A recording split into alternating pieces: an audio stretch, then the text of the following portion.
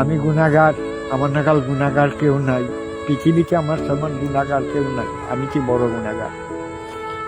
আল্লাহ যদি আমার গুনাহ মাফ করে ফেলছে। মা বাবারে ভজনা করো কান্দরে, মা বাবারে ভজনা করবা, বড়দের স্নেহ করবা, বড়দের কাছে দোয়া চাবা, ছোটদের স্নেহ করবা। এই এলো তোমাকে কাম। আল্লাহ গুনাহ খাতা মাফ করব। আল্লাহ বলছে যে হকুল্লাহ হকুল এবাদ, হক কথা কইলে আমার আল্লাহ শুনবো না, হক কথার মধ্যে শয়তানি শুনবে, আর হক কথা আল্লাহ হক শুনবে। তাই তোমাকে কই, তোমরা, আমি গুনাহগার, আমার দোয়া কবুল হবো কিনা জানি না, তোমার কাছে কই তোমরা বেজার হইও না।